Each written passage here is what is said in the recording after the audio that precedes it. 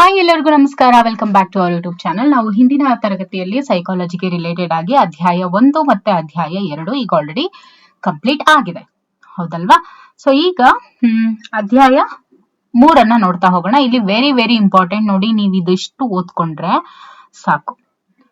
It is more than enough ಅಂತ ಹೇಳ್ಬೋದು. ಯಾಕೆಂದ್ರೆ ಏನು ಇದು ಸೆಕೆಂಡ್ ಪಿ ಯು ಆಧಾರಿತ, first P U C second P U C syllabus ಆಗಿರೋದ್ರಿಂದ ಇವಾಗ ಏನೇ ಒಂದು ಪ್ರಶ್ನೆಗಳು ಬಂದ್ರು ಅಂದ್ರೆ ಇದು ಕೊಟ್ಟಿದ್ದಾರೆ ರೆಫರೆನ್ಸ್ ಬುಕ್ಸ್ ಅಲ್ಲಿ, ಇದನ್ನ ಹೇಳಿರೋದ್ರಿಂದ ನೀವು ಇದು ಎರಡನ್ನ ನೋಡ್ಕೊಂಡ್ಬಿಟ್ಟು ಚೆನ್ನಾಗಿ ಅಭ್ಯಾಸ ಪದೇ ಪದೇ ಪುನರಾವರ್ತನೆ ಮಾಡಿದ್ರೆ ಸಾಕು, ನಿಮಗೆ ಎಲ್ಲಾ ಒಂದು ಟಾಪಿಕ್ದು ಏನ್ ಹೇಳ್ಬೋದು ಗ್ರಿಪ್ ಸಿಗ್ತಾ ಹೋಗುತ್ತೆ. ಓಕೆ, ಸೈಕಾಲಜಿ ರಿಲೇಟೆಡ್ ಆಗಿ ಯಾವುದೇ ಪ್ರಶ್ನೆ ಕೇಳಿದ್ರು ನೀವು ಆನ್ಸರ್ ಮಾಡ್ತೀರಾ.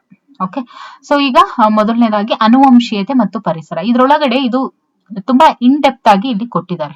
ಓಕೆ, ಒಂಥರ ಇದರಲ್ಲಿ ಆಲ್ಮೋಸ್ಟ್ ಎಲ್ಲ ಸೈನ್ಸ್ ಅನ್ನ ರಿಲೇಟೆಡ್ ಆಗಿ ಪ್ರತಿಯೊಂದು ಕೂಡ ಇದರಲ್ಲಿ ಹೇಳ್ತಾ ಹೋಗಿದ್ದಾರೆ. Very important and very interesting topic ಕೂಡ.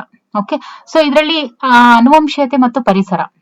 ಈಗ ಅಧ್ಯಾಯ 3 ಬಂದು ವರ್ತನೆಯ ಜೈವಿಕ ಆಧಾರ, ಬಯಾಲಜಿಕಲ್ ಬೇಸಿಸ್ ಆಫ್ ಬಿಹೇವಿಯರ್ ಅಂತ ಇದು ಭಾಗ ಆಗಿರುತ್ತೆ. ಓಕೆ,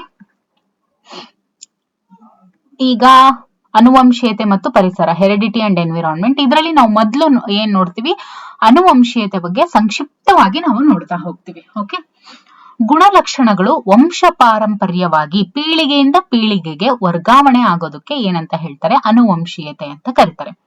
ಪ್ರತಿಯೊಂದು ಪೀಳಿಗೆಯ ವಿಭಿನ್ನತೆಗೆ ಈ ಒಂದು ಅನುವಂಶೀಯತೆನೇ ಕಾರಣ ಆಗಿರುತ್ತೆ. ಓಕೆ, ಪ್ರತಿಯೊಂದು ಪೀಳಿಗೆಯ ವಿಭಿನ್ನತೆಗೆ ಕಾರಣ ಅನುವಂಶೀಯತೆನೇ ಆಗಿರುತ್ತೆ.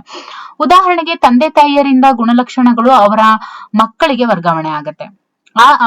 ಆದರೂ ಕೂಡ ಏನಾಗುತ್ತೆ ಅಂದ್ರೆ ಮಕ್ಕಳು ತಂದೆ ತಾಯಿಯರಿಗಿಂತ ತಕ್ಕ ಮಟ್ಟಿಗೆ ಭಿನ್ನವಾದ ದೈಹಿಕ ಹಾಗೂ ಮಾನಸಿಕ ಲಕ್ಷಣಗಳನ್ನ ಹೊಂದಿರ್ತಾರೆ. ಜೊತೆಗೆ ಬೆಳೆದ ಪರಿಸರದ ಪ್ರಭಾವವನ್ನು ಕೂಡ ನಾವು ಕಾಣ್ತಾ ಹೋಗ್ಬೋದು.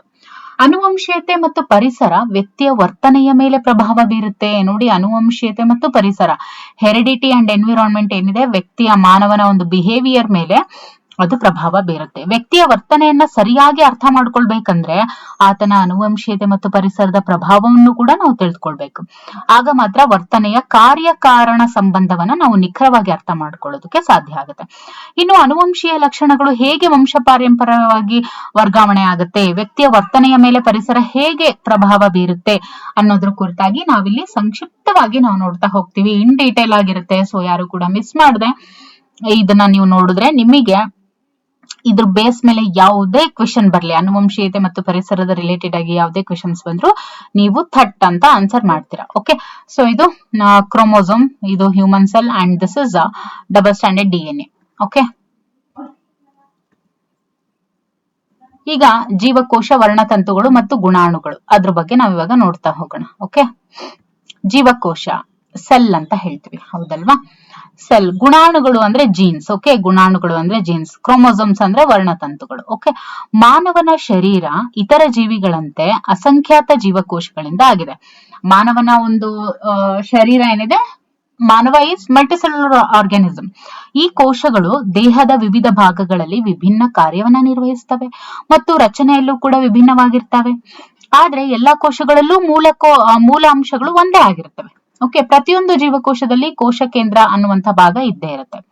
ಈ ಕೋಶ ಕೇಂದ್ರದಲ್ಲಿ ದಿಸ್ ಇಸ್ ವೆರಿ ಇಂಪಾರ್ಟೆಂಟ್, ಈ ಕೋಶ ಕೇಂದ್ರದಲ್ಲಿ ದಾರದಂತಹ ರಚನೆಯ ವರ್ಣತಂತುಗಳು ಇರ್ತವೆ. ಈ ವರ್ಣತಂತುಗಳೇ ವಂಶವಾಹಿಗಳು. ವರ್ಣತಂತುಗಳನ್ನ ನಾವು ವಂಶವಾಹಿಗಳು ಅಂತ ಕರಿತೀವಿ. ವರ್ಣತಂತುಗಳ ಸಂಖ್ಯೆ ಎಷ್ಟಿರುತ್ತೆ, ಅದು ಶರೀರದ ಎಲ್ಲಾ ಕೋಶಗಳಲ್ಲೂ ಮತ್ತು ಎಲ್ಲಾ ಮಾನವರಲ್ಲೂ ಕೂಡ ಒಂದೇ ಆಗಿರುತ್ತೆ. ವರ್ಣತಂತುಗಳ ಸಂಖ್ಯೆ ಶರೀರದ ಎಲ್ಲಾ ಕೋಶಗಳಲ್ಲೂ ಮತ್ತು ಎಲ್ಲಾ ಮಾನವರಲ್ಲೂ ಕೂಡ ಒಂದೇ ಆಗಿರುತ್ತೆ. ಮಾನವ ಕೋಶದಲ್ಲಿ 46 ವರ್ಣತಂತುಗಳು ಇರ್ತವೆ. ಓಕೆ, ಎಷ್ಟಿರ್ತವೆ? 46 ವರ್ಣತಂತುಗಳು ಇರ್ತವೆ. ಈ ವರ್ಣತಂತುಗಳನ್ನ DNA ಅನ್ನುವಂತಹ ರಾಸಾಯನಿಕ ವಸ್ತುವಿನಿಂದ ಅದಾಗಿರುತ್ತೆ. ದಟ್ ಇಸ್ ಡಿಆಕ್ಸಿರೈಬೋ ನ್ಯೂಕ್ಲಿಕ್ ಆಸಿಡ್ ಅಥವಾ ಡಿಆಕ್ಸಿರೈಬೋ ನ್ಯೂಕ್ಲಿಕ್ ಆಮ್ಲ ಅಂತ ಹೇಳ್ತೀವಿ. ಓಕೆ, ಈ DNA ಅಣು ಏನಿರುತ್ತೆ, ಏಣಿ ಆಕಾರದ ರಚನೆಯನ್ನ ಹೊಂದಿದೆ. ಯಾವ ತರ ಏಣಿ ಆಕಾರದ ರಚನೆ? ಈ ತರ ಏಣಿ ಆಕಾರದ ರಚನೆಯನ್ನ ಒಳಗೊಂಡಿದೆ. ಓಕೆ, ಈ ತರ. ಓಕೆ, ಇಲ್ಲೆಲ್ಲ ನೋಡ್ತಾ ಇದೀರಲ್ವಾ? ಸೊ ಇದನ್ನ ಈ ರೀತಿ ಹೇಳಿದ್ದಾರೆ, ಏಣಿ ಆಕಾರದ ರಚನೆಯನ್ನ ಈ ಒಂದು DNA ಒಳಗೊಂಡಿರುತ್ತೆ. ಈ ಡಿಎನ್ಎ ಅಣು ಸೀಳಿಕೊಂಡು ದ್ವಿಗುಣಗೊಳ್ಳುವ ವಿಶೇಷ ಲಕ್ಷಣವನ್ನ ಇದು ಒಳಗೊಂಡಿದೆ. ಅಂದ್ರೆ ಅದು ರೆಪ್ಲಿಕೇಟ್ ಆಗುವಂತಹ ವಿಶೇಷ ಗುಣವನ್ನ ಅದು ಹೊಂದಿದೆ. ಡಿಎನ್ಎಯ ಈ ವಿಶೇಷ ಗುಣದಿಂದಾಗಿ ಅಥವಾ ಲಕ್ಷಣದಿಂದಾಗಿ ವರ್ಣತಂತುಗಳು ಸೀಳಿಕೊಂಡು ತಮ್ಮ ಪ್ರತಿರೂಪ ಸೃಷ್ಟಿಸಿ ದ್ವಿಗುಣಗೊಳ್ಳುವ ವಿಶಿಷ್ಟ ಗುಣಗಳನ್ನ ಇದು ಒಳಗೊಂಡಿದೆ. ಈ ವರ್ಣತಂತುಗಳ ಮೇಲೆ ಗುಣಾಣುಗಳು ಎಂಬ ವಿಶಿಷ್ಟ ರಚನೆಗಳು ಕೂಡ ಇದೆ. ಕ್ರೋಮೋಸೋಮ್ಸ್ ಮೇಲೆ ಏನಿರುತ್ತೆ, ಜೀನ್ಸ್ ಇರುತ್ತೆ. ಓಕೆ, ಕ್ರೋಮೋಸೋಮ್ಸ್ ಮೇಲೆ ಜೀನ್ಸ್ ಇರುತ್ತೆ. ಈ ಕ್ರೋಮೋಸೋಮ್ಸ್ ಏನಿರುತ್ತಲ್ವಾ, ಎಸ್ ಇದು ಈ ತರ ಬರ್ತಾ ಇದೆ ಅಲ್ವಾ. ಓಕೆ, ಈ ಕ್ರೋಮೋಸೋಮ್ಸ್ ಏನಿರುತ್ತಲ್ವಾ ಇದ್ರ ಮೇಲೆ ಏನಿರ್ತವೆ, ಜೀನ್ಸ್ ಗಳು ಇರ್ತವೆ. ಓಕೆ, ಸೊ ಏನ್ ಹೇಳಿದ್ದಾರೆ ಇಲ್ಲಿ, ಗುಣಾಣುಗಳು ಅನ್ನುವ ಒಂದು ವರ್ಣತಂತುಗಳ ಮೇಲೆ ಗುಣಾಣುಗಳು ಎಂಬ ವಿಶಿಷ್ಟ ರಚನೆಗಳು ಇರ್ತವೆ. ಈ ಗುಣಾಣುಗಳೇ ಗುಣಲಕ್ಷಣಗಳನ್ನ ನಿರ್ಧರಿಸುವಂತ ಅಂಶಗಳು. ಗುಣಲಕ್ಷಣಗಳನ್ನ ನಿರ್ಧರಿಸುವ ಅಂಶ ವರ್ಣತಂತುಗಳಿಗಿರುತ್ತಾ ಗುಣಾಣುಗಳಿಗಿರುತ್ತಾ ಅಂದ್ರೆ ಗುಣಲಕ್ಷಣಗಳನ್ನ ನಿರ್ಧರಿಸುವ ಅಂಶ ಯಾವಾಗ್ಲೂ ಗುಣಾಣುಗಳಿಗೆ ಇರುತ್ತೆ. ಉದಾಹರಣೆಗೆ ಯಾವ ರೀತಿ ಜೀನ್ಸು ಯಾವ ಎಲ್ಲ ಅಂಶಗಳನ್ನ ನಿರ್ಧರಿಸುತ್ತೆ ಅಂದ್ರೆ ಮೂಗಿನ ರಚನೆ, ಕಣ್ಣಿನ ಬಣ್ಣ, ಚರ್ಮದ ಬಣ್ಣ. ಓಕೆ, ಹೀಗೆ ನಮ್ಮ ಎಲ್ಲ ಲಕ್ಷಣಗಳನ್ನ ನಿರ್ಧರಿಸೋದಕ್ಕೆ ಪ್ರತ್ಯೇಕ ಗುಣಾಣುಗಳು ನಿರ್ದಿಷ್ಟ ವರ್ಣತಂತುವಿನ ನಿರ್ದಿಷ್ಟ ಜಾಗದಲ್ಲಿ ಸ್ಥಿರೀಕರಣಗೊಂಡಿರ್ತವೆ. ಈ ಗುಣಾಣುಗಳ ರಚನೆಯಲ್ಲಿ ಏನಾದ್ರೂ ವ್ಯತ್ಯಾಸ ಆದ್ರೆ ಅವು ನಿರ್ಧರಿಸುವ ಗುಣದಲ್ಲಿ ಕೂಡ ಏರುಪೇರಾಗುತ್ತೆ. ಇದು ವಂಶ ಪಾರಂಪರ್ಯವಾಗಿ ಕೂಡ ಮುಂದುವರಿತಾ ಹೋಗುತ್ತೆ. ಓಕೆ, ಇದಿಷ್ಟು ನಾವ್ ಯಾವ್ದ್ರ ಬಗ್ಗೆ ನೋಡಿದ್ವಿ, ಜೀವಕೋಶದಲ್ಲಿ ಇರುವ, ಜೀವಕೋಶ ಅಂದ್ರೆ ಏನು, ಅದ್ರೊಳಗಡೆ ಇರುವಂತಹ ವರ್ಣತಂತುಗಳ ಬಗ್ಗೆ ನಾವು ನೋಡಿದ್ವಿ. ಓಕೆ, ಸೊ ಇದ್ರ ಮುಂದುವರೆದ ಭಾಗ ಜೀವಕೋಶದಲ್ಲಿ ಹೇಗೆ ಕೋಶ ವಿಭಜನೆ ಯಾವ ರೀತಿ ಉಂಟಾಗುತ್ತೆ.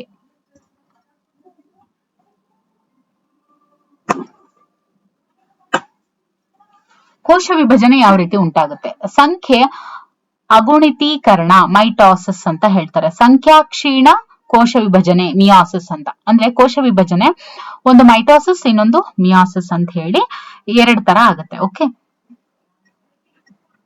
ಮಿಯಾಸಿಸ್ ರಿಪ್ರೊಡಕ್ಷನ್. ಓಕೆ, ಜೀವಕೋಶಗಳು ಜೀವಿಗಳು ಎತ್ತರ ಮತ್ತು ಗಾತ್ರದಲ್ಲಿ ಬೆಳೆಯಬೇಕು ಅಂದ್ರೆ ಶರೀರದ ಜೀವಕೋಶಗಳು ಸೀಳಿಕೊಂಡು ದ್ವಿಗುಣಗೊಳ್ಬೇಕು ಮತ್ತೆ ಬೆಳಿಬೇಕು. ಹೀಗೆ ಕೋಶಗಳು ಸೀಳಿಕೊಂಡು ದ್ವಿಗುಣಗೊಳ್ಳುವ ಕ್ರಿಯೆ ಏನಿದೆ ಇದು ತುಂಬಾನೇ ವಿಸ್ಮಯಕಾರಿ ಕ್ರಿಯೆ ಆಗಿದೆ.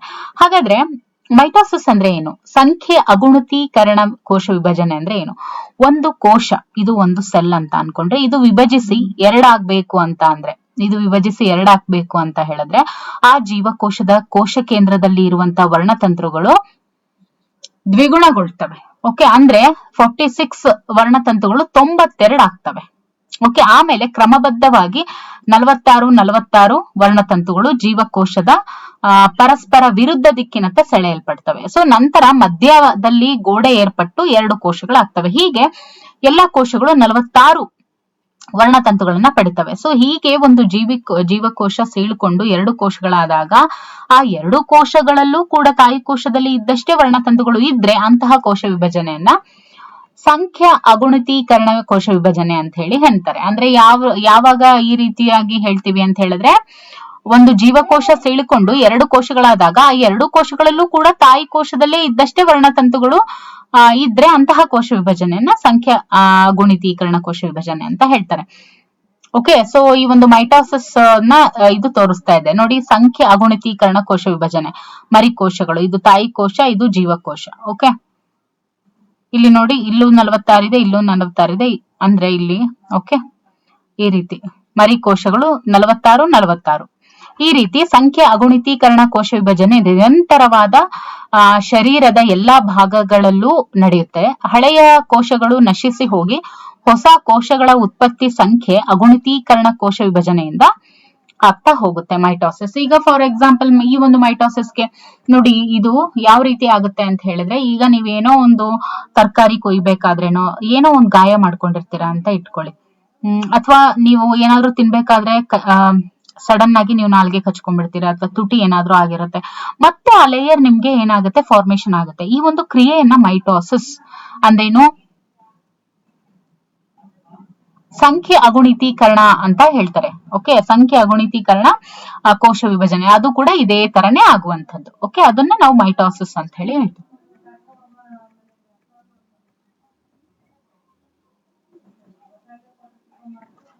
ಸಂಖ್ಯಾ ಕ್ಷೀಣ ಕೋಶ ವಿಭಜನೆ ಅಂದ್ರೆ ಏನು, ಮಿಯಾಸಿಸ್ ಅಂತ ಹೇಳ್ತೀವಿ. ಒಂದು ಕೋಶ ವಿಭಜನೆ ಹೊಂದಿ 2 ಕೋಶಗಳಾದಾಗ ಆ ಎರಡೂ ಕೋಶಗಳಲ್ಲಿ ತಾಯಿ ಕೋಶದ ವರ್ಣತಂತುಗಳ ಅರ್ಧದಷ್ಟು ಸಂಖ್ಯೆಯ ವರ್ಣತಂತುಗಳು ಇದ್ರೆ ಅಂತಹ ಕೋಶ ವಿಭಜನೆಯನ್ನ ಸಂಖ್ಯಾಕ್ಷೀಣ ಕೋಶ ವಿಭಜನೆ ಅಂತ ಹೇಳ್ತಾರೆ. ಅಂದ್ರೆ ಇಲ್ಲಿ ಸಂಖ್ಯೆ ಕ್ಷೀಣಿಸ್ತು, ಇಲ್ಲಿ 46 ಇರೋದು 23 ಆಯ್ತು. ಓಕೆ, ಅದನ್ನೇ ಸಂಖ್ಯಾಕ್ಷೀಣ ಕೋಶ ವಿಭಜನೆ ಅಂತ ಕರೀತಾರೆ. ಓಕೆ, ಸೊ ಈ ರೀತಿಯಾಗಿ ಆಗತ್ತೆ. ಮಿಯೋಸಿಸ್ ಅನ್ನ ನೀವು ಈ ರೀತಿ ನೋಡ್ಬೋದು. Okay, this is mitosis and this is meiosis. Okay, ಲಿಂಗಾಣು ಉತ್ಪತ್ತಿ. ಲಿಂಗಾಣು ಉತ್ಪತ್ತಿ ಗಂಡು ಲಿಂಗಾಣು ಮತ್ತು ಹೆಣ್ಣು ಲಿಂಗಾಣು. ಹೆಣ್ಣು ಮತ್ತು ಗಂಡು ಪ್ರೌಢಾವಸ್ಥೆ ತಲುಪಿದಾಗ ಪ್ರಜನನ ಗ್ರಂಥಿಗಳಾಗಿರುವಂತಹ ಸ್ತ್ರೀಯರ ಅಂಡಾಶಯ ಮತ್ತು ಪುರುಷರ ವೃಷಣಗಳಲ್ಲಿ ಲಿಂಗಾಣುಗಳ ಉತ್ಪತ್ತಿ ಪ್ರಾರಂಭವಾಗುತ್ತೆ. ಹೆಣ್ಣು ಮತ್ತು ಗಂಡು ಲಿಂಗಾಣುಗಳ ಸಮ್ಮಿಲನದಿಂದ ಹೊಸ ಜೀವ ಉಗಮ ಆಗ್ತಾ ಹೋಗುತ್ತೆ.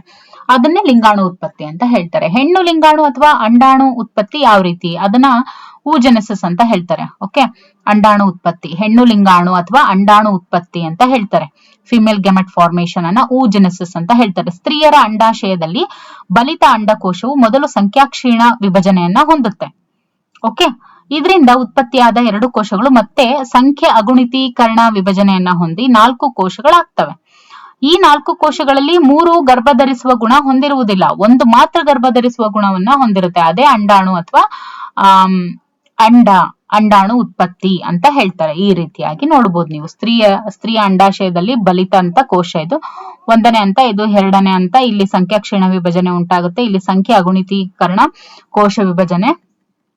ಈ 4ರಲ್ಲಿ ಒಂದು ಮಾತ್ರ, 3 ಇರೋದಿಲ್ಲ, ಒಂದು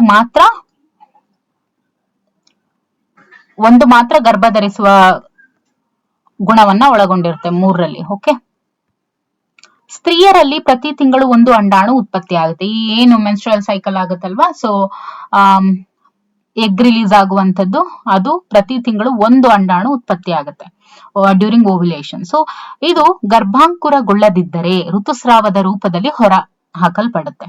ಓಕೆ, ಇದನ್ನೇ ಮುಟ್ಟಾಗೋದು ಅಂತ ಹೇಳ್ತಾರೆ. ಅಂಡಾಣುಗಳ ಉತ್ಪತ್ತಿ ಸ್ತ್ರೀ ಋತುಮತಿಯಾದ ದಿನದಿಂದ ಮುಟ್ಟು ನಿಲ್ಲುವವರೆಗೆ ಮುಂದುವರಿಯುತ್ತೆ. ನೋಡಿ, ಮುಟ್ಟು ಎಲ್ಲಿವರೆಗೂ ಆಗುತ್ತೆ, 45 ಇಂದ 50 ಏಜ್ ವರೆಗೂ ಇರುತ್ತೆ. ಅದನ್ನ ಮೆನೋಪಾಸ್ ಅಂತ ಕರೀತಾರೆ, ಸ್ಟಾಪ್ ಆಗೋದನ್ನ. ಸೊ ಸ್ತ್ರೀ ಗರ್ಭಧರಿಸಿದ ಸಮಯದಲ್ಲಿ ಅಂಡಾಣುಗಳ ಉತ್ಪತ್ತಿ ಆಗೋದಿಲ್ಲ. ಅಂದ್ರೇನು, ಸ್ತ್ರೀ ಗರ್ಭವತಿ ಆದ್ಲು ಅಂತ ಹೇಳಿದ್ರೆ ಅಲ್ಲಿಗೆ ಮುಟ್ಟು ಸ್ಟಾಪ್ ಆಗುತ್ತೆ. ಯಾಕೆ ಅಂದ್ರೆ ಅಲ್ಲಿ ಇನ್ನೊಂದು ಜೀವಿಯ ಜನನ ಆಗ್ತಾ ಇರುತ್ತಲ್ವ. ಸೊ ಮಗುವಿನ ಜನನದ ನಂತರ ಅಂಡಾಣು ಉತ್ಪತ್ತಿ ಮತ್ತೆ ಪ್ರಾರಂಭ ಆಗುತ್ತೆ. ಸೊ ಮಗು ಆದ್ಮೇಲೆ ಮತ್ತೆ ಅಂಡಾಣು ಉತ್ಪತ್ತಿ ಸ್ಟಾರ್ಟ್ ಆಗ್ತಾ ಹೋಗುತ್ತೆ. ಅಂಡಾಣು ಉತ್ಪತ್ತಿ ಕ್ರಿಯೆಯನ್ನ ಲೈಂಗಿಕ ರಸದೂತಗಳು ನಿಯಂತ್ರಿಸ್ತವೆ. ಈ ಒಂದು ಅಂಡಾಣು ಉತ್ಪತ್ತಿಯ ಕ್ರಿಯೆ ಏನಿರುತ್ತೆ ಅದನ್ನ ಲೈಂಗಿಕ ರಸದೂತಗಳು ನಿಯಂತ್ರಿಸ್ತವೆ, ಕಂಟ್ರೋಲ್ ಮಾಡ್ತವೆ. ಒಬ್ಬ ಸ್ತ್ರೀ ತನ್ನ ಜೀವಮಾನದಲ್ಲಿ 300 ರಿಂದ 400 ಅಂಡಾಣುಗಳನ್ನ ಉತ್ಪತ್ತಿ ಮಾಡುವಳು. ನೋಡಿ, ಇಡೀ ಜೀವಮಾನದಲ್ಲಿ ಒಬ್ಬಳ ಹೆಣ್ಣು ಮಗಳು 300 ರಿಂದ 400 ಅಂಡಾಣುಗಳನ್ನ ಉತ್ಪತ್ತಿ ಮಾಡುವಂಥದ್ದು ಅಂದ್ರೆ ಆಗುತ್ತೆ ಅಷ್ಟು. ಇನ್ನು ಶುಕ್ರಾಣು ಅಥವಾ ಗಂಡು ಲಿಂಗಾಣು ಉತ್ಪತ್ತಿ, ಸ್ಪರ್ಮ್ಯಾಟೋಜೆನೆಸಿಸ್, ಮೇಲ್ ಗೆಮೆಟ್ ಫಾರ್ಮೇಶನ್ ಅಂತ ಹೇಳ್ತಾರೆ. ಹುಡುಗ ಹದಿಹರಿಯದ ವಯಸ್ಸಿಗೆ ಬಂದಾಗ ವೃಷಣಗಳು ಕ್ರಿಯಾಶೀಲವಾಗ್ತವೆ. ಲೈಂಗಿಕ ರಸದೂತಗಳು ಉತ್ಪತ್ತಿಯಾಗಿ ಲೈಂಗಿಕ ಲಕ್ಷಣಗಳ ಬೆಳವಣಿಗೆಗೆ ನಾಂದಿ ಹಾಡುತ್ತೆ, ಪ್ರಾರಂಭ ಆಗುತ್ತೆ. ಸೊ ಜೊತೆಗೆ ಶುಕ್ರಾಣುಗಳ ಅಥವಾ ವೀರ್ಯಾಣು ಅಂದ್ರೂ ಒಂದೇ, ಶುಕ್ರಾಣು ಅಂದ್ರೂ ಒಂದೇ, ಇವುಗಳ ಉತ್ಪತ್ತಿಗೆ ಅದು ಕಾರಣ ಆಗುತ್ತೆ. ನೋಡಿ, ವೃಷಣಗಳಲ್ಲಿ ಬಲಿತ ಕೋಶ, ಸಂಖ್ಯಾಕ್ಷೀಣ ಕೋಶ ವಿಭಜನೆ ಇಲ್ಲಿ ಉಂಟಾಗುತ್ತೆ. ಸಂಖ್ಯೆ ಅಗುಣಿತೀಕರಣ ಕೋಶ ವಿಭಜನೆ ಇಲ್ಲಿ ಉಂಟಾಗುತ್ತೆ. ಓಕೆ, ಇದು ಮೊದಲನೇ ಹಂತ, ಅದು 2ನೇ ಹಂತ. ವೃಷಣಗಳಲ್ಲಿ ಬಲಿತ ಕೋಶಗಳು ಮೊದಲು ಸಂಖ್ಯಾಕ್ಷೀಣ ಕೋಶ ವಿಭಜನೆಯನ್ನು ಹೊಂದುತ್ತವೆ, ನಂತರ ಸಂಖ್ಯೆ ಅಗುಣಿತೀಕರಣ ಕೋಶ ವಿಭಜನೆಯನ್ನು ಹೊಂದಿ ಶುಕ್ರಾಣುಗಳು ಮೀನ್ಸ್ ವೀರ್ಯಾಣುಗಳು ಉತ್ಪತ್ತಿ ಆಗ್ತವೆ. ಈ ಉತ್ಪತ್ತಿಯನ್ನ ಕೆಳಗಿನ ಚಿತ್ರ ಸ್ಪಷ್ಟವಾಗಿ ವಿವರಿಸುತ್ತೆ, ಹೌದಲ್ವಾ? ಇದೆ ಯಾವ ರೀತಿ ಉಂಟಾಗುತ್ತೆ ಅಂತ. ಓಕೆ, ಶುಕ್ರಾಣುಗಳಲ್ಲಿ ಸಹ ಅಂಡಾಣುವಿನಂತೆಯೇ 23 ವರ್ಣತಂತುಗಳು ಮಾತ್ರ ಇರ್ತವೆ. ಒಟ್ಟಾರೆ ಲಿಂಗಾಣುಗಳಲ್ಲಿ ಮೂಲಕೋಶದ ಅರ್ಧದಷ್ಟು ವರ್ಣತಂತುಗಳು ಮಾತ್ರ ಇರ್ತವೆ ಎಂಬುದನ್ನ ನಾವು ನೆನಪಿನಲ್ಲಿ ಇಟ್ಕೋಬೇಕು. ಒಟ್ಟಾರೆ ಲಿಂಗಾಣುಗಳಲ್ಲಿ ಮೂಲಕೋಶದ ಅರ್ಧದಷ್ಟು ವರ್ಣತಂತುಗಳು ಮಾತ್ರ ಇರ್ತವೆ. ನಂತರ ಅಂಡಾಣು ಮತ್ತು ಶುಕ್ರಾಣು ಮಿಲನವಾಗಿ ಯುಗ್ಮವಾದಾಗ ಆ ಯುಗ್ಮದಲ್ಲಿ ಮತ್ತೆ 46 ವರ್ಣತಂತುಗಳು ಇರ್ತವೆ. ನಂತರ ಈ ಯುಗ್ಮ ಸಂಖ್ಯೆ ಅಗುಣಿತೀಕರಣ ಕೋಶ ವಿಭಜನೆಯನ್ನ ಹೊಂದಿ ಬೆಳೆದು ಶಿಶುವಾಗಿ ಅದು ಮಾರ್ಪಾಡಾಗುತ್ತೆ. ಪ್ರಕೃತಿಯ ಈ ವಿಸ್ಮಯ ಒಂದು ಪವಾಡವೆಂದೇ ಹೇಳಬಹುದು. ಓಕೆ, ಈಗ ಗರ್ಭಾಂಕುರ ಅಥವಾ ಗರ್ಭಧಾರಣೆ ಅಂದ್ರೆ ಏನು ಅಂತ. ಫರ್ಟಿಲೈಸೇಷನ್. ಸ್ತ್ರೀಯರಲ್ಲಿ ಅಂಡಾಣು ಉತ್ಪತ್ತಿ ಆದ ಮೇಲೆ ಅದು ಅಂಡನಾಳದಲ್ಲಿ ನೆಲೆಸಿರುತ್ತೆ. ಅಂಡಾಣು ಏನ್ ಉತ್ಪತ್ತಿ ಆಗುತ್ತಲ್ವಾ, ರಿಲೀಸ್ ಆದಂತ ಎಗ್ಗು ಅಂಡನಾಳದಲ್ಲಿ ಇರುತ್ತೆ. ಯಾಕೆ ಅಂತ ಅಂದ್ರೆ ಅಂಡಾಣುವಿಗೆ ಚಲಿಸುವ ಗುಣ ಇರೋದಿಲ್ಲ. ಓಕೆ, ಪುರುಷ ಮತ್ತು ಸ್ತ್ರೀ ಮಿಲನದಿಂದ ಶುಕ್ರಾಣುಗಳು ಸ್ತ್ರೀಯ ಯೋನಿ ಮೂಲಕ ಅಂಡನಾಳದಲ್ಲಿ ಇರುವಂತಹ ಅಂಡಾಣು ಬಳಿ ಅದು ಸಾಗುತ್ತೆ. ಶುಕ್ರಾಣುಗಳಿಗೆ ಬಾಲವಿದ್ದು, ಶುಕ್ರಾಣುಗಳು ವೀರ್ಯಾಣುಗಳು ಏನಿರ್ತಾವಲ್ವಾ ಅವಕ್ಕೆ ಈ ರೀತಿ ಬಾಲಗಳು ಇರ್ತವೆ. ಚಲಿಸುವ ಗುಣ ಹೊಂದಿರುವುದರಿಂದ ಅವು ಅಂಡನಾಳದಲ್ಲಿ ತೆವಳುತ್ತಾ ಸಾಗುತ್ತವೆ. ಲಕ್ಷಗಟ್ಟಲೆ ಶುಕ್ರಾಣುಗಳಲ್ಲಿ ಒಂದು ಶುಕ್ರಾಣು ಮಾತ್ರ ಅಂಡಾಣು ಒಳಗೆ ಪ್ರವೇಶಿಸುತ್ತದೆ. ಹೀಗೆ ಅಂಡಾಣುವಿನಲ್ಲಿ ಇರುವಂತಹ 23 ವರ್ಣತಂತುಗಳ ಜೊತೆ ಶುಕ್ರಾಣುವಿನಲ್ಲಿ ಇರುವಂತಹ 23 ವರ್ಣತಂತುಗಳ ಜೊತೆಗೂಡಿ 46 ಅಥವಾ 23 ಜೊತೆ ವರ್ಣತಂತುಗಳಾಗ್ತವೆ. ಈ ಸಂಖ್ಯೆ ಮಾನವ ಜೀವಕೋಶದಲ್ಲಿ ಇರಬೇಕಾದಂತಹ ವರ್ಣತಂತುಗಳು. ಹೀಗೆ ರೂಪುಗೊಂಡ ಯುಗ್ಮ ನಂತರ ಗರ್ಭಕೋಶದಲ್ಲಿ ನೆಲೆಗೊಂಡು ಬೆಳೆದು ಶಿಶುವಾಗಿ ಜನಿಸುತ್ತದೆ. ಓಕೆ, ಹೀಗೆ ಅಂಡಾಣು ಮತ್ತು ಶುಕ್ರಾಣು ಮಿಲನಗೊಂಡು ಯುಗ್ಮವಾಗುವ ಕ್ರಿಯೆಯೇ ಗರ್ಭಾಂಕುರ ಅಥವಾ ಗರ್ಭಧಾರಣೆ ಅಂತ ಕರಿತೀವಿ. ಶುಕ್ರಾಣುಗಳ ಗಾತ್ರ ಅಂಡಾಣುವಿಗಿಂತ ಚಿಕ್ಕದಾಗಿರುತ್ತೆ. ನೋಡಿ, ವೀರ್ಯಾಣು ಗಾತ್ರ ಏನಿರುತ್ತಲ್ವಾ ಅಂಡಾಣುಗಿಂತ ಚಿಕ್ಕದಾಗಿರುತ್ತೆ. ಇದು ಎಗ್ ಅಂತ ಅನ್ಕೊಂಡ್ರೆ ಇದು ವೀರ್ಯಾಣು. ಓಕೆ, ಸೊ ಅಂಡಾಣು ಗಾತ್ರ ಎಷ್ಟಿರುತ್ತೆ ಅಂದ್ರೆ 0.1 ಮಿಲಿಮೀಟರ್ ಅಷ್ಟಿರುತ್ತೆ ಅಂಡಾಣುದು.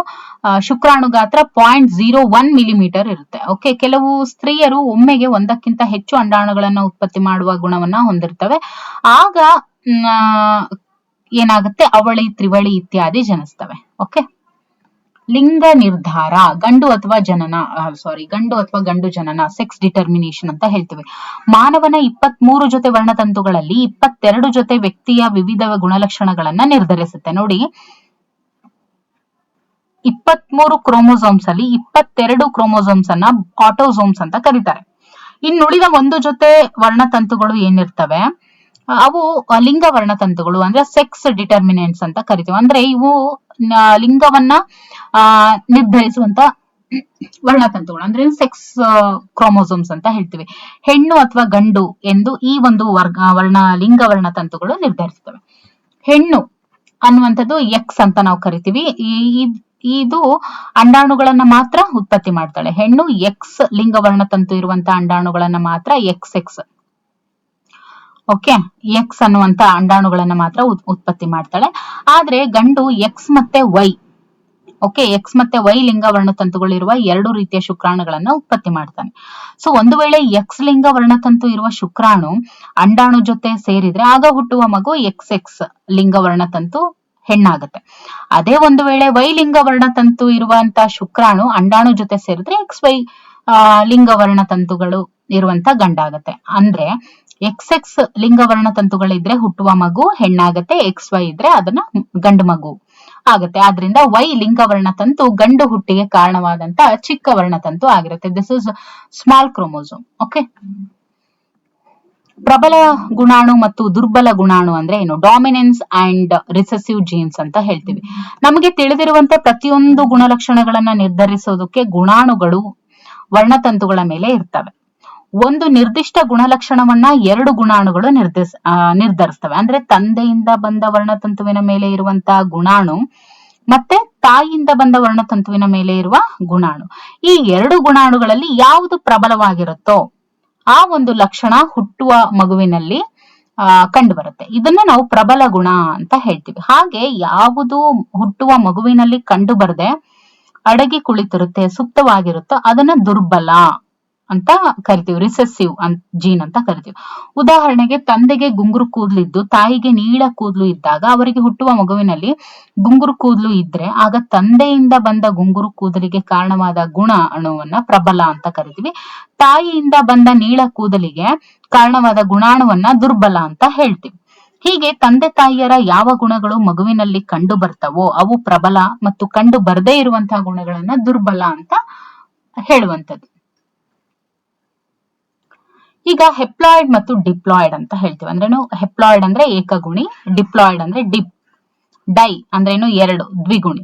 ಹೆಪ್ಲಾಯ್ಡ್ ಅಂದ್ರೆ ಏಕಗುಣಿ, ಡಿಪ್ಲಾಯ್ಡ್ ಅಂದ್ರೆ ದ್ವಿಗುಣಿ ವರ್ಣತಂತುಗಳು. Haploid chromosomes and diploid chromosomes ಅಂತ. ಮಾನವ ಜೀವಕೋಶದ 23 ಜೊತೆ ಅಥವಾ 46 ವರ್ಣತಂತುಗಳನ್ನ ದ್ವಿಗುಣಿ ವರ್ಣತಂತುಗಳು ಅಂತ ಹೇಳ್ತೀವಿ. ಅಂದ್ರೆ 23 ಜೊತೆ ಅಥವಾ 46 ವರ್ಣತಂತುಗಳನ್ನ ದ್ವಿಗುಣಿ ಅಂದ್ರೇನು ಡಿಪ್ಲಾಯ್ಡ್ ಕ್ರೋಮೋಸೋಮ್ಸ್ ಅಂತ ಹೇಳ್ತೀವಿ.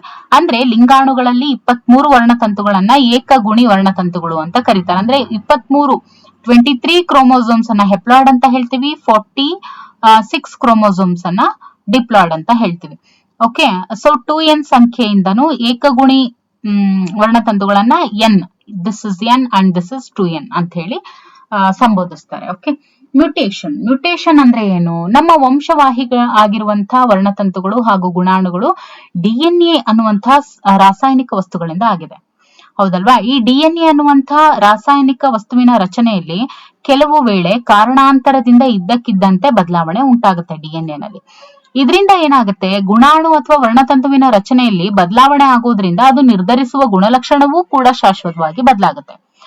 ಈ ಲಕ್ಷಣ ಮುಂದೆ ವಂಶ ಪಾರಂಪರ್ಯವಾಗೂ ಕೂಡ ಮುಂದುವರಿಬಹುದು. ಹೀಗೆ ವರ್ಣತಂತು ಮತ್ತು ಗುಣಾಣುಗಳ ಸಂಖ್ಯೆ ಹಾಗೂ ರಚನೆಯಲ್ಲಿ ಆಗುವಂತಹ ಹಠಾತ್ ಬದಲಾವಣೆಯನ್ನ ನಾವು ಸಡನ್ ಚೇಂಜ್ ಏನಾಗುತ್ತಲ್ವಾ, ಮ್ಯುಟೇಶನ್ ಅಂತ ಕರೀತಾರೆ. ಅಣು ವಿಕಿರಣಗಳ ಪ್ರಭಾವದಿಂದ, ರಾಸಾಯನಿಕ ವಸ್ತುಗಳ ಪ್ರಭಾವದಿಂದ, ಇತರ ತಿಳಿಯದ ಕಾರಣಗಳಿಂದಲೂ ಕೂಡ ಮ್ಯುಟೇಶನ್ ಉಂಟಾಗಬಹುದು. ಉದಾಹರಣೆಗೆ ಕಪ್ಪು ಕಣ್ಣುಗಳ ತಂದೆ ತಾಯಿಗೆ ಬೆಕ್ಕಿನ ಕಣ್ಣು ಇರುವಂತಹ ಮಗು ಜನಿಸುವಂತದ್ದು. ಇದಕ್ಕೆ ಒಂದು ಕಾರಣ ಮ್ಯುಟೇಶನ್ ಅಂದ್ರೇನು, ಕಪ್ಪು ಕಣ್ಣಿನ ಬಣ್ಣಕ್ಕೆ ಕಾರಣವಾದಂತಹ ಗುಣಾಣುವಿನಲ್ಲಿ ಹಠಾತ್ ಬದಲಾವಣೆಯಾಗಿ ಅದು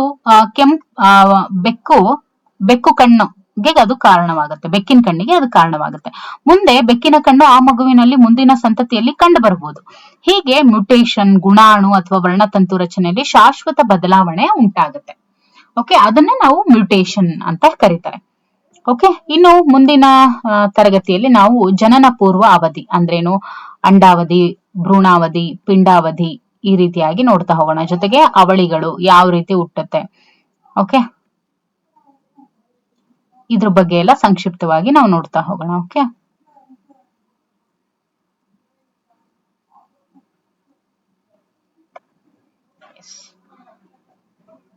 ಸೊ ಇದಿಷ್ಟನ್ನ ನಾವು ನೆಕ್ಸ್ಟ್ ಕ್ಲಾಸ್ ಅಲ್ಲಿ ನೋಡ್ತಾ ಹೋಗೋಣ.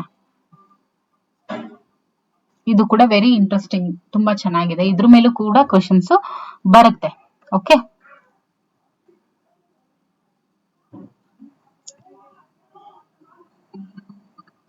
ಸೊ ಪ್ರಿನಾಟಲ್ ಜನನ ಪೂರ್ವ ಅವಧಿ, ಅಂಡಾವಧಿ, ಭ್ರೂಣಾವಧಿ ಮತ್ತೆ ಪಿಂಡಾವಧಿ ಅಂತ. ಓಕೆ,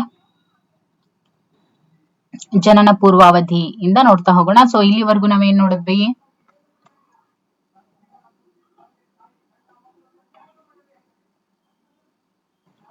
ಇಲ್ಲಿಯವರೆಗೂ ವರ್ತನೆಯ ಜೈವಿಕ ಆಧಾರದಲ್ಲಿ ಅನುವಂಶೀಯತೆ ಮತ್ತೆ ಪರಿಸರಕ್ಕೆ ಸಂಬಂಧಿಸಿದಂತೆ ಅನುವಂಶೀಯತೆ ಅಂದ್ರೆ ಏನು ಅಂತ ನೋಡಿದ್ವಿ. ಜೊತೆಗೆ ಜೀವಕೋಶ, ವರ್ಣತಂತುಗಳು, ಗುಣಾಣುಗಳು, ಓಕೆ, ಅವುಗಳಿಗೆ ಉದಾಹರಣೆಗಳು, ಅದರ ನಂತರ ಮೈಟೋಸಿಸ್ ಅಂದ್ರೆ ಏನು, ಮಿಯಾಸಿಸ್ ಅಂದ್ರೆ ಏನು, ಅದು ಹೇಗೆ ಉಂಟಾಗುತ್ತೆ, ಜೊತೆಗೆ ಒಂದು ಮಗುವಿನ ಜನನ ಯಾವ ರೀತಿ ಉಂಟಾಗುತ್ತೆ, ಓಕೆ, ಅದರ ನಂತರ ಗರ್ಭಾಂಕುರ ಅಂದ್ರೆ ಗರ್ಭಧಾರಣೆ ಹೇಗೆ ಉಂಟಾಗುತ್ತೆ, ಲಿಂಗ ನಿರ್ಧಾರ ಹೇಗಾಗುತ್ತೆ, ಅದರಲ್ಲಿ ಸ್ಮಾಲೆಸ್ಟ್ ಕ್ರೋಮೋಸೋಮ್ ಯಾವುದು, ವೈ ಅನ್ನುವಂಥದ್ದು ಸ್ಮಾಲೆಸ್ಟ್ ಕ್ರೋಮೋಸೋಮ್, ಆಮೇಲೆ ಡಾಮಿನೆನ್ಸ್ ಜೀನ್ಸ್ ಅಂದ್ರೆ ಏನು, ರಿಸೆಸಿವ್ ಜೀನ್ಸ್ ಅಂದ್ರೆ ಏನು, ಜೊತೆಗೆ ಹೆಪ್ಲಾಯ್ಡ್, ಡಿಪ್ಲಾಯ್ಡ್, ಜೊತೆಗೆ ಮ್ಯುಟೇಶನ್ ಅಂದ್ರೆ ಏನು ಅಂತ ಇಷ್ಟೆಲ್ಲ ನೋಡಿದ್ವಿ, ಹೌದಲ್ವಾ?